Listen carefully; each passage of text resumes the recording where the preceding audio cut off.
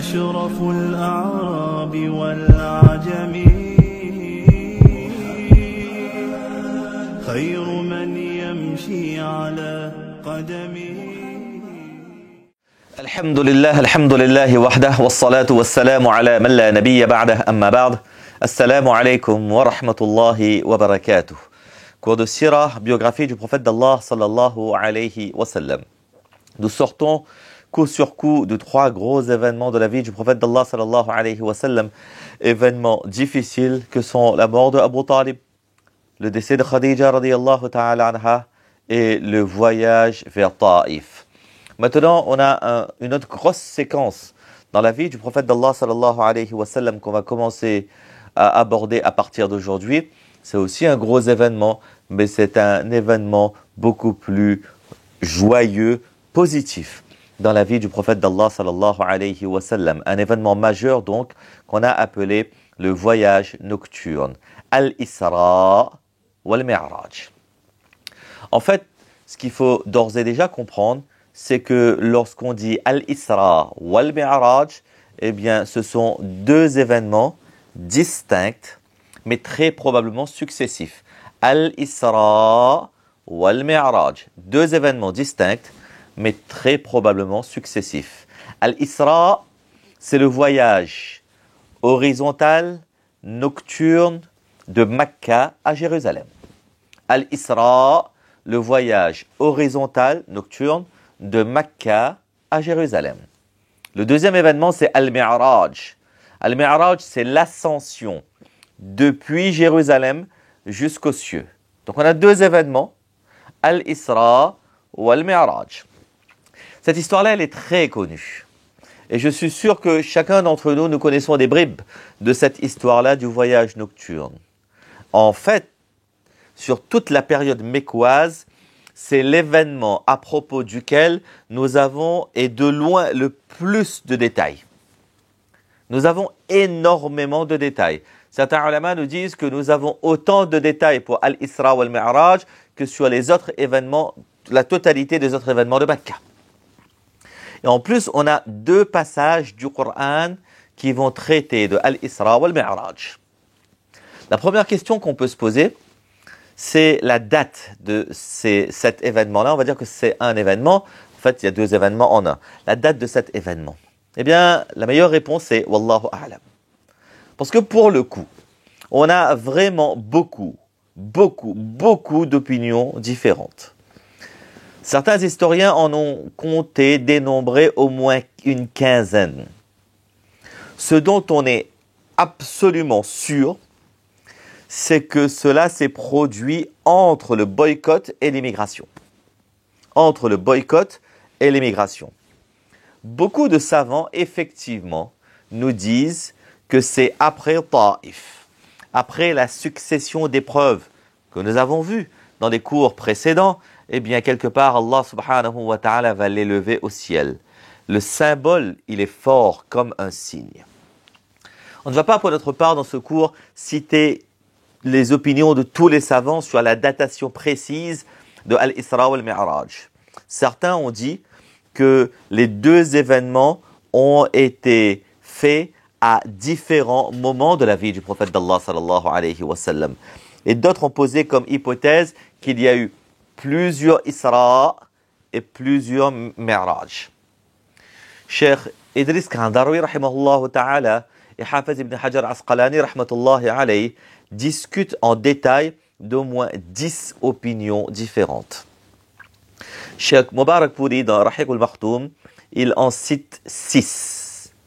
Par exemple, si on prend les 6 opinions de Mubarak Puri, il dit, eh bien, selon Tabri, cela a eu lieu, Al-Isra wal-Mi'raj a eu lieu à la première année de la prophétie. Tabri, rahimahullah ta'ala, il dit que c'est la première année de la prophétie.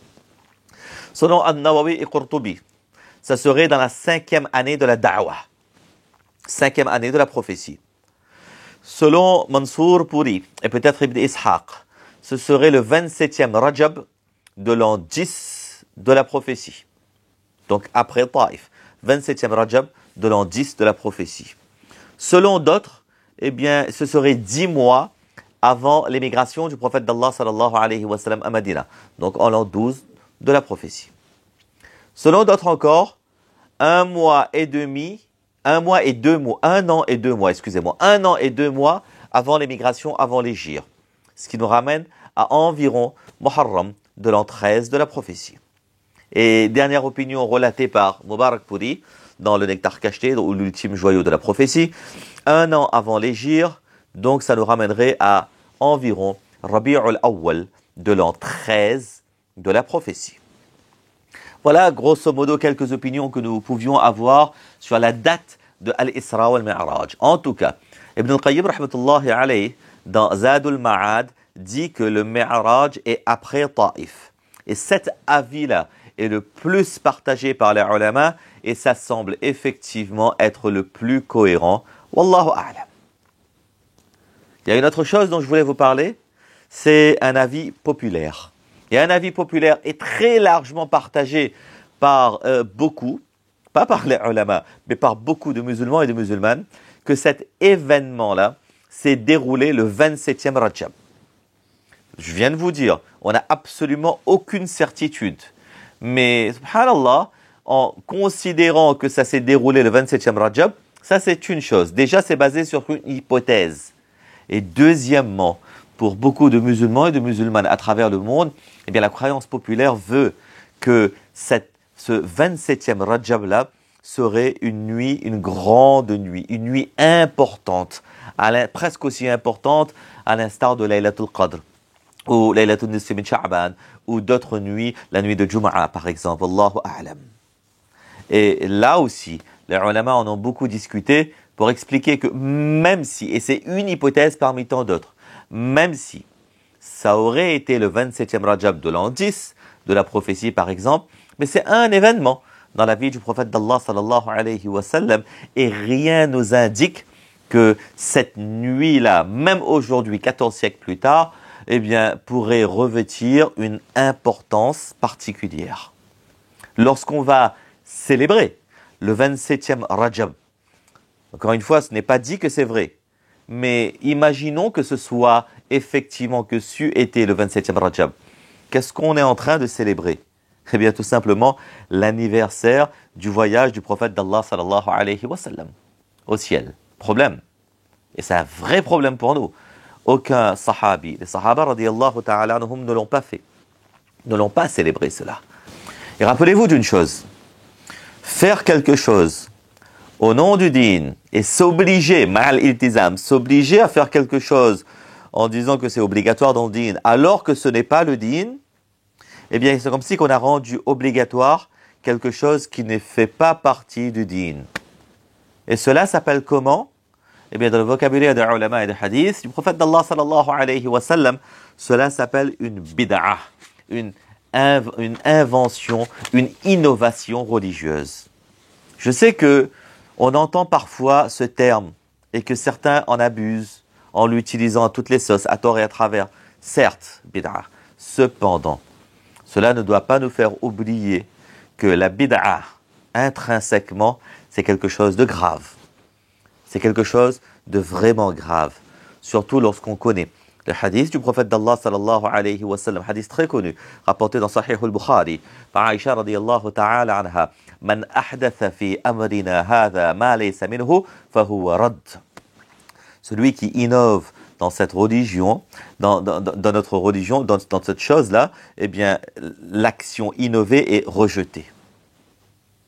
Et dans une khutbah, le prophète d'Allah sallallahu alayhi wa sallam nous a dit Sharrul umuri muhdathatuha wa kullu muhdathatin bid'ah wa kullu bid'atin dalalah. Cette partie-là, elle est rapportée dans Ibn Majah, d'après Abdullah ibn Mas'ud radiyallahu ta'ala. Et donc, bid'ah, une innovation religieuse, c'est quelque chose de très dangereux aussi et de très grave aussi. Maintenant, à nous de voir comment est-ce que les ulama vont définir la bid'ah. Parce qu'il ne s'agit pas que chacun d'entre nous donne une définition comme il le veut de la bid'ah. Mais ils disent en fait que c'est une innovation faite au nom du dîn ou dans le dîn. et qui n'a pas été faite ni par le prophète d'Allah sallallahu alayhi wa sallam ou ni par les sahaba radiyallahu ta'ala anhum. Et on ne trouve son autorisation ni dans les paroles, ni dans ses silences. Et cette action-là n'a pas été faite, par exemple, par tous les ulama de toutes les époques. On ne peut déduire la licéité d'un acte religieux en s'appuyant que sur un exemple lointain, un nazir, ou alors un élément témoin, ou alors une action proche faite par le prophète d'Allah sallallahu alayhi wa sallam ou les sahaba radiyallahu ta'ala anhum. Bid'ah, donc. Il faut délimiter le sujet parce qu'encore une fois, là aussi on a ifrat et tafrit. Là aussi on a deux exagérations. Premièrement, des gens qui disent tout est autorisé, je le fais pour Allah. Tout est autorisé. Allah al-Musta'an. Il y a des choses qu'on ne doit pas faire parce qu'on ne doit pas inventer n'importe quoi au nom du din. Et de l'autre côté, il y a des gens qui vont nous dire tout est interdit. Tout est interdit parce que, etc. Allah al-Musta'an. Et à chaque chose que les gens vont faire, ils vont dire bid'ah. Et donc, il faut savoir délimiter le sujet. Bien entendu, c'est un sujet que vous allez étudier en cours de hadith ou en cours de aqidah. On va juste faire une introduction. On est en train de faire une introduction à ce sujet. Par exemple, si je vous dis, il y a des choses qui n'existaient pas à l'époque du prophète d'Allah sallallahu alayhi wa sallam, est-ce que c'est forcément bid'ah? Non. Par exemple, les lunettes. Les lunettes, ça n'existait pas à l'époque du prophète d'Allah sallallahu alayhi wa sallam. Mais comme, on ne le met pas, on ne le porte pas au nom du din d'Allah subhanahu wa ta'ala, ça n'entre pas dans le spectre de la bid'a et de l'innovation religieuse. Le fait de se réunir au nom du din, ce jour-ci, à telle heure, pour tel événement, etc., on va regarder. Est-ce que le prophète d'Allah sallallahu alayhi wa sallam a fait? Est-ce que les sahaba radiyallahu ta'ala anhum ont fait? Est-ce que les ulama ont expliqué? Et pourquoi? Wallahu a'lam. Les ulama nous expliquent les différentes formes que peuvent revêtir la bid'a, que peuvent revêtir l'innovation religieuse. Si on s'appuie sur les écrits de ulama, là en l'occurrence pour vous donner quelques exemples, je m'appuie sur les écrits de Cheikh Khalid Saifullah, Damat barakatuhum wa fuyuduhum, qui lui-même donne ses références. Il dit s'appuyer sur Hafiz ibn Rajab Hanbali, Badruddin Aini, Imam Shatibi, Ibn Rushd, etc. C'est important d'avoir quelques exemples de ce qui pourrait constituer une bid'a pour comprendre ce concept qu'on lâche parfois sans explication. Il nous donne des exemples. Il dit que, par exemple, le fait de faire en groupe des actions qui ne sont légiférées, certes, mais qui sont légiférées et mashrou' uniquement en individuel. Lorsque des actions ont toujours été faites en individuel, et on commence à les faire, à s'obliger à les faire en groupe, à ce moment-là, ça pourrait être bid'a en fonction de l'explication des ulama. Beaucoup de ulama, par exemple, ont parlé des salawat nafil, des salat nawafil. Là aussi, il y a quelques petites divergences entre les écoles. Voyez avec les ulama. Autre exemple, de faire à haute voix les choses qui ne sont légiférées que en silence, qu'on ne fait que en silence. Par exemple, il y a beaucoup de moments où on va faire le dhikrullah silencieusement.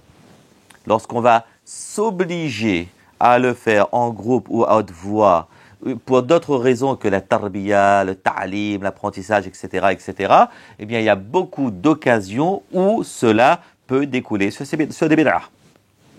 Ou alors, rendre obligatoire une action, une heure précise pour une action qui certes est légiférée, mais une action qui n'est pas limitée, délimitée ou définie par un horaire.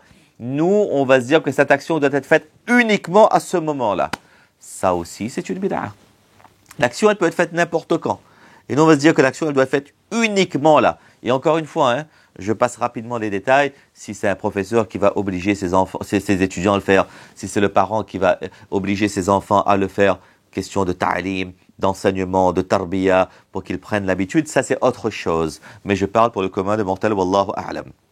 Par exemple, de dire que la lecture du Coran, c'est une obligation la nuit et il ne faut pas la lire la journée. Wallahu musta'an, il y a des gens qui font ça. Là, à ce moment-là, on aura inventé quelque chose qui n'existe pas dans le din. Donc, c'est inventer, rajouter, enlever des choses dans le din. Ou alors, eh bien, s'obliger à une façon ou à une méthode particulière sur une action, alors que cette méthode-là n'a pas été définie par nos textes. On a des actions qui sont très bien, qu'il faut faire. Par exemple, salatu wa salamu ala nabi, qu'on appelle Duroud Sharif. Salatu wa salamu ala nabi, c'est très bien de le faire. Mais se dire que salatu wa salamu ala nabi, sallallahu alayhi wa sallam, envoyer des salutations sur le prophète d'Allah, sallam, ne doit se faire que et uniquement en se mettant debout et en bougeant le corps, comme parfois certains le font, ça c'est une bid'a. Parce que cette façon de faire là et s'obliger cette façon de faire n'existe pas dans le texte Allah al-Musta'an. Autre exemple, obliger les gens à faire une action non obligatoire, mais rendre obligatoire une action qui n'est pas obligatoire. Eh bien, à terme, ça pourrait laisser croire que c'est une action qui est obligatoire. Même si les gens autour de nous, ils le savent, mais petit à petit, ça peut créer des problèmes dans la Ummah. Il y a des exemples comme cela, les sages de notre Ummah. Les gens avant nous, les prédécesseurs, regardez comment est-ce qu'ils ont agi. On a un exemple, par exemple, à leur époque respective. Imam Malik, rahmatullahi alayhi, et certains disent même Imam Abu Hanifa, rahmatullahi alayhi. Eh bien, vous savez, il y a 6 jeûnes à faire. Il est très bien de le faire après le mois de Ramadan, pendant le mois de Shawwal. Eh bien, ces gens-là, ces 2 chouyoukhs-là, ne commencez pas, ces 2 imams, ne commencez pas les 6 jeûnes supplémentaires juste après Eid, le lendemain de Eid al-Fitr. Pourquoi ? Parce que les gens auraient pu commencer à croire. Et d'ailleurs, ils ont commencé à croire que c'est une partie de Ramadan et qu'il faut faire juste après. Et in fine, on aurait fini par croire que Ramadan dure 36 jours. Et que les 6 jours doivent être faits après le mois de Ramadan. C'est une possibilité, après Eid. Mais ce n'est pas une obligation. Et c'est pour cela que les chouyurs, parfois, ils ont fait et parfois ils ont délaissé cela pour bien montrer aux gens que ce n'est pas une obligation. Autre exemple, je fais très rapidement, rendre obligatoire une action qui est surérogatoire. Là aussi, c'est une bid'a. Faire eh bien, des actions qui sont certes légiférées, eh bien, à des moments qui ne sont pas proscrits. Par exemple, pour les salahs surérogatoires, eh bien, quelqu'un qui obligerait adhan obligatoire. Là aussi, c'est dangereux parce que ce n'est pas une obligation prescrite par Allah subhanahu wa ta'ala. Et donc, pourquoi nous vous donner, il y a plein d'exemples encore, pourquoi vous donner tous ces exemples-là? Eh bien, parce que il en va du dîn d'Allah subhanahu wa ta'ala. Et ce sujet-là, il est sensible. C'est Allah qui décide. Et ce n'est pas moi, ce n'est pas lui, ce n'est pas Fulan, ce n'est pas Fulan qui va décider qu'est-ce qui est légiféré dans le dîn et qu'est-ce qui n'est pas légiféré dans le dîn. Parce que si on fait quelque chose qui n'est pas légiféré et on s'oblige à faire, et on rend obligatoire par exemple quelque chose qui n'est pas légiféré, on va instaurer une bid'a. Et pourquoi est-ce que c'est grave? 2 raisons essentielles, nous montrent les ulama. Première raison, c'est que on n'aura pas le tawfiq. Le tawfiq, ça va être de la part d'Allah, mais on n'aura pas la possibilité de se repentir. On a fait une bêtise, on a fait un acte grave, mais vous savez, celui qui commet un péché avéré, qui sait que c'est un péché, bien, Inch'Allah, un jour ou l'autre, il pourra se repentir. Il sait que c'est un péché, il l'a fait quand même, qu'Allah nous en préserve. Eh bien, un jour ou l'autre, il pourra se repentir. Il se repentira, Inch'Allah, subhanahu wa ta'ala, parce qu'il sait que ce n'est pas bon ce que j'ai fait, même si je l'ai fait. Par contre, la spécificité de la bid'a et de l'innovation religieuse, par définition, c'est que la personne qui le fait au nom de la religion. Et donc, il ne sait pas qu'il est en train de faire quelque chose de mauvais. Parce que lui, il croit qu'il est en train de faire quelque chose de bon dans le dîn. Et il n'aura donc jamais le réflexe ou le tawfiq de faire tawbah et istighfar avec Allah subhanahu wa ta'ala. Parce qu'il ne sait même pas que c'est une mauvaise chose. Ça, c'est la première raison. La deuxième raison, c'est quoi? C'est que, deuxième raison, elle est très grave. Vous savez, dans le verset du Coran, Allah subhanahu wa ta'ala nous dit Al-yawma akmaltu lakum dinakum wa atmamtu alaykum ni'mati wa raditu lakum al-islam dina. Allah subhanahu wa ta'ala nous dit qu'il a complété pour nous son din. Et nous, en rajoutant des choses dans ce din qu'Allah il a déjà complété, cette méthodologie qui est complète, c'est comme si on est en train de dire à Allah, Ya Allah, certes tu m'as donné une méthodologie, mais je pense que, Wallah al-Musta'an, mais je pense que tu as oublié quelque chose dans ton din, et donc moi je le fais pour compléter le din que tu avais dit complet, Wallah al-Musta'an. Et c'est pour cela que c'est très grave. C'est comme si on est en train d'objecter quelque chose à Allah subhanahu wa ta'ala, qu'Allah nous préserve de cela. Dernière chose pour conclure, c'est que on a parlé de la bid'ah. Mais une chose très importante pour nous, eh bien, débutants dans le chemin de ilm, définir ce qui est légiféré ou pas. Définir ce qui est bid'a ou pas est une affaire de grands, est une affaire de spécialistes. Nous, à notre niveau, nous chamailler, alors que nous ne sommes même pas au début de notre voyage dans le chemin du ilm, n'est absolument pas raisonnable. Absolument pas raisonnable. Définir ce qui est légiféré et définir ce qui n'est pas et ce qui pourrait être bid'a, c'est une affaire de grands. Ce n'est pas à nous de définir cela. Par contre, on va aller en fonction de ce que nous disent les ulama. Ça, il faut le faire. Ça, il ne faut pas le faire. Parce qu'ils l'ont extrait justement du Coran et des hadiths du prophète d'Allah sallallahu alayhi wa sallam. Combien de fois avons-nous vu des frères et des sœurs se mordre les doigts après avoir tapé du poing sur la table ou après avoir crié au scandale sur les réseaux sociaux en disant qu'ils font bid'a, ils font ça, n'est pas légiféré, etc. Même parfois ça va jusqu'au takfir en disant qu'ils sont hors du din, ils sont des fasiq, wallahu al-musta'an. Et après ils se mordent les doigts parce qu'ils ne savaient pas, parce qu'ils n'avaient pas connaissance de tel hadith ou de telle référence religieuse sur ce sujet-là, wallahu a'lam. Et donc encore une fois, le maître mot là-dedans, c'est l'humilité. On ne peut pas essayer d'avancer dans le din, dans le ilm d'Allah subhanahu wa ta'ala sans avoir l'humilité et sans avoir le tawazu. Qu'Allah subhanahu wa ta'ala nous préserve de cette chose affreuse, immonde qu'est la bid'a. Qu'Allah subhanahu wa ta'ala nous accorde l'humilité et qu'Allah subhanahu wa ta'ala donne le tawfiq de comprendre cela. Amin. Wa akhiru da'wana an alhamdulillahi rabbil alamin. Fajazakumullah wa barakallahu fikum. Wassalamu alaykum wa rahmatullahi wa barakatuh. يا رسول الله محمد